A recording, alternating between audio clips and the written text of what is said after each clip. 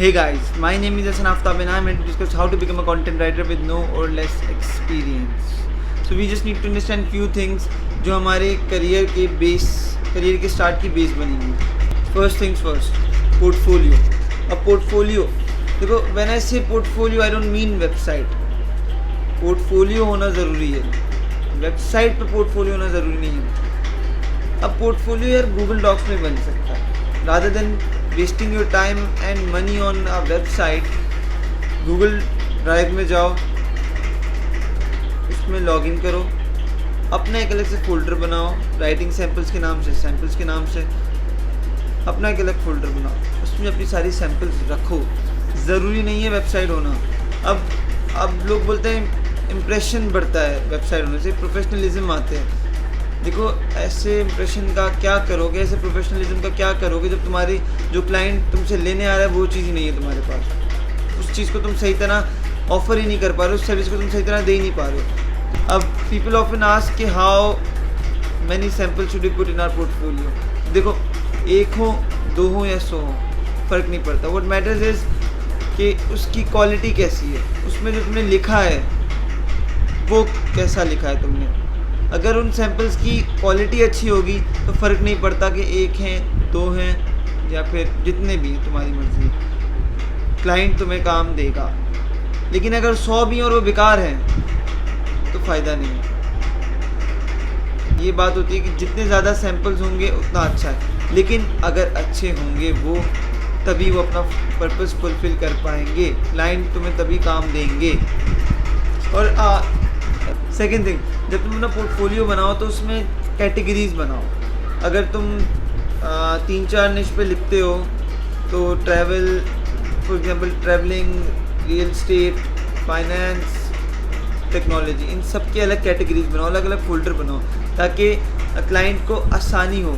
और उसके अलावा जो तुम चीज़ ऑफ़र कर रहे हो, फॉर एग्जांपल तुम ऑफ़र करते हो blog, website content, landing pages, video scripts और फलाना ढमकाना, ये सारी चीज़ें तुम ऑफ़र करते हो, तो इन सब के सैम्पल्स अपने पोर्टफोलियो में डालो ताकि क्लाइंट को पता चल सके कि तुम किस तरह का लिखते हो. इन रेलिवेंट सैम्पल्स उसे मिल सकें अपने काम के.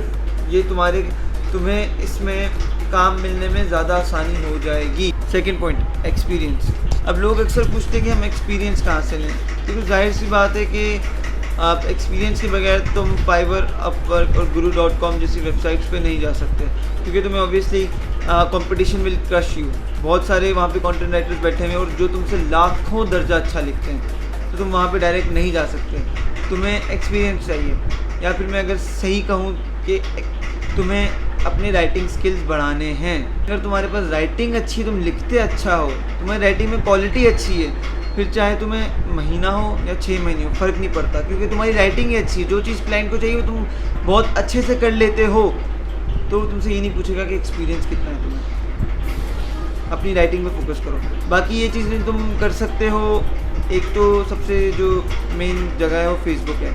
फेसबुक पे तुम बहुत सारी जॉब्स पोस्टिंग होती है, बहुत सारे ग्रुप्स हैं जहाँ पे जॉब्स वगैरह आती हैं डेली बेसिस पे. वहाँ पे तुम जाके एक्सपीरियंस ले सकते हो.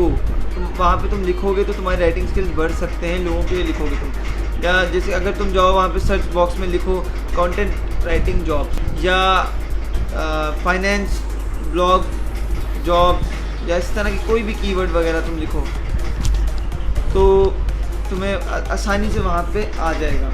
Second point, content mills. अब कंटेंट मिल्स क्या है? कंटेंट मिल्स होती तो एक फ्रीलांस वेबसाइट्स की तरह ही है, लेकिन दे वर्क डिफरेंटली. अब इधर क्या होता है कि इधर आपके पास आपका काम चेक करने एडिटर्स बैठे होते हैं. आपका काम पहले एडिटर्स चेक करते हैं क्लाइंट से पहले. और इसमें ये भी होता है कि इधर एक फ़ायदा जो मुझे यहाँ पे लगता है कि आप यहाँ पे अपना आर्टिकल्स लिख के बेच सकते हो. कस्टम ऑर्डर्स भी ले सकते हो, लेकिन अपने ऑर्डर्स, अपना जो लिखा हुआ आर्टिकल है वो बेच सकते हो.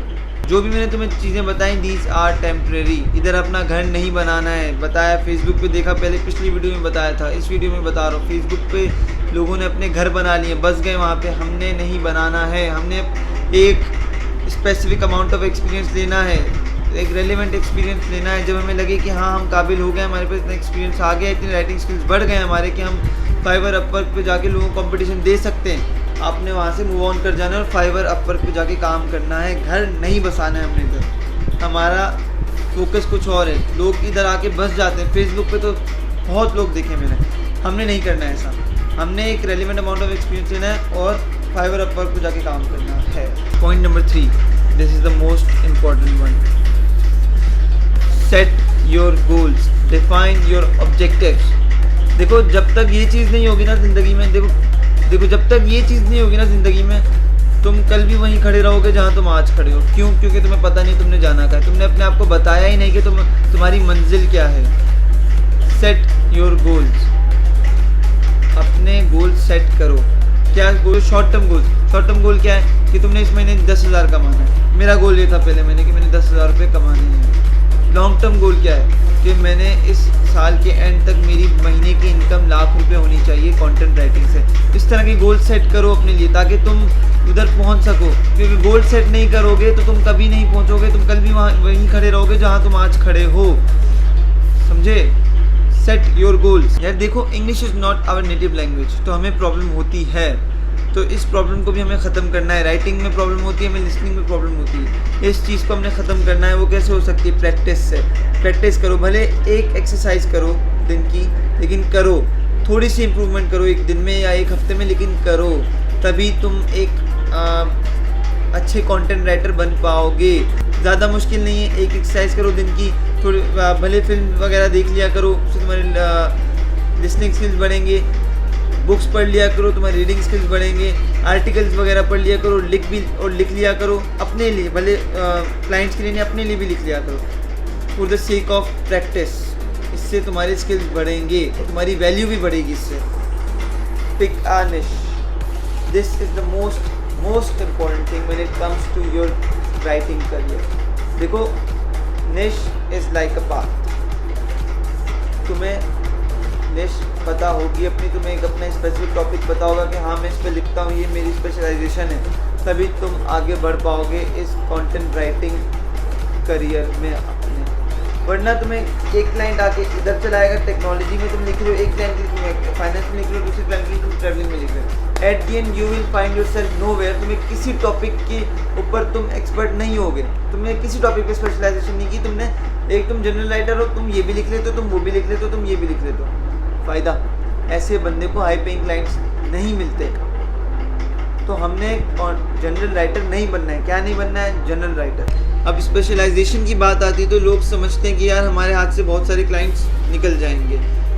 नहीं, तुम्हारे पास बहुत सारे क्लाइंट्स आ जाएंगे, लेकिन वो क्लाइंट्स होंगे हाई पेइंग क्लाइंट्स, जो कि बड़े बड़े बिजनेस ओनर्स होंगे, जो एक ब्लॉग होल्डर्स होंगे, जो एक एक्सपर्ट बंदा ढूंढ रहे होंगे और उसके लिए वो एक बिग अमाउंट भी देने को तैयार होंगे। तो तुम उनको अट्रैक्ट करोगे अपनी तरफ, एक्सपर्ट एज अ एक्सपर्ट।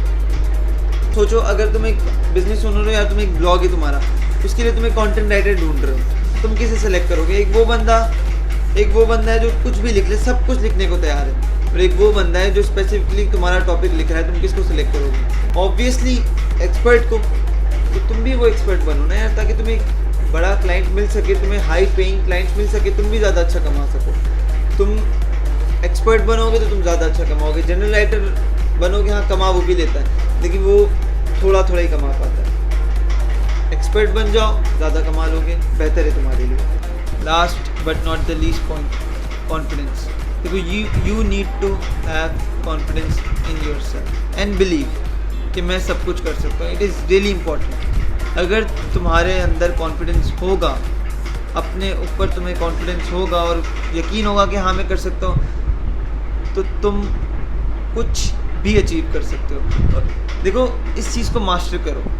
अगर नहीं है कॉन्फिडेंस तो भी लाओ।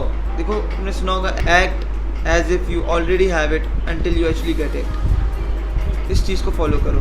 नहीं है कॉन्फिडेंस, अपने अंदर लाने की कोशिश करो, फेक करो। हाँ कॉन्फिडेंस है, अपने आप को पागल बनाना सीखो, दिमाग को बनाना सीखो। हाँ कॉन्फिडेंस लाओ अपने अंदर, आहिस्ते आहिस्ते तुम्हारी आदत डेवलप हो जाएगी खुद ही, तुम्हें कॉन्फिडेंस आ जाएगा अपने ऊपर। खुदा पे यकीन रखो और अपने ऊपर यकीन रखो और इंशाल्लाह तुम कुछ भी अचीव कर सकते हो इस दुनिया में। तो यार ये कुछ पॉइंट्स थे जो तुम्हें नज़रअंदाज नहीं करने, इनको फॉलो करना है, इन पे काम करना है एंड इंशाल्लाह you will become a good content writer इंशाल्लाह। अगर ये वीडियो हेल्पफुल थी तुम्हारे लिए तो कर दो जो सबको करते हो। सी यू।